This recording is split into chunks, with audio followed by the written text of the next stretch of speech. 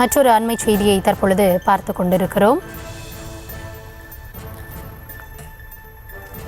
தமிழ்நாட்டு மக்களை குடிக்கு அடிமையாக்கியதுதான் திராவிட மாடல் அரசின் சாதனை என அன்புமணி ராமதாஸ் விமர்சனத்தை முன்வைத்திருக்கிறார். பொங்கல் விழாவை முன்னிட்டு 3 நாட்களில் 725 கோடி ரூபாய் மதிப்பிலான மது விற்பனை நடைபெற்றிருப்பதை சுட்டிக்காட்டி தமிழக மக்களை குடிக்க வைத்து பழக்கியதுதான் திராவிட மாடல் ஆட்சியின் சாதனை என அவர் விமர்சனத்தை முன்வைத்திருக்கிறார். இது குறித்த விரிவான விவரங்களுக்காக இணைகிறார் எம்முடைய செய்தியாளர் ராஜேஷ்.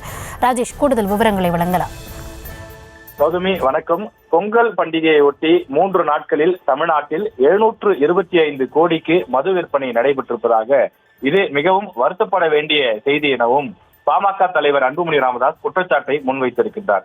கடந்த ஆண்டை விட இந்த ஆண்டு 47 கோடி ரூபாய்க்கு அதிகமாக மது விற்பனை நடைபெற்றிருப்பதாகவும், இதன் காரணமாக கூடுதலாக குடும்பங்கள் கண்ணீர் வடித்திருக்கும் என்பதையே இந்த செய்தி காட்டுவதாக அவர் சுட்டிக்காட்டியிருக்கிறார். பொங்கல் பரிசு தொகுப்பாக 1000 ரூபாய் வழங்கப்படவில்லை என்றும், ஆனால் மது வணிகம் மட்டும் 47 கோடி ரூபாய்க்கு அதிகரித்தது என்பதன் மூலமாக குடிக்காமல் இருக்க முடியாது என்ற நிலையில் இருப்பவர்களின் எண்ணிக்கை கணிசமாக அதிகரித்திருக்கிறது எனவும் அவர் சுட்டிக்காட்டியிருக்கிறார்.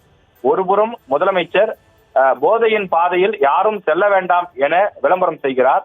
ஆனால் மற்றொரு புறம் பொங்கல் திருநாட்களில் கூட இளைஞர்களை, மாணவர்களை மதுவுக்கு அடிமையாக்கக்கூடிய வகையிலே மதுக்கடைகளை திறந்து வைத்து தமிழக அரசு விநியோகத்தை செய்து வருகிறது என அவர் குறிப்பிட்டிருக்கின்றார்.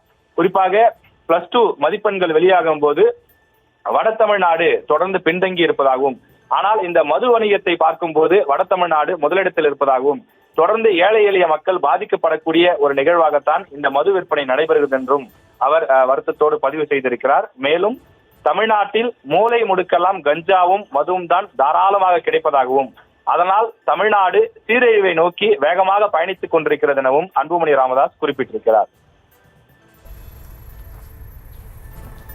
விவரங்களுக்கு நன்றி ராஜேஷ்.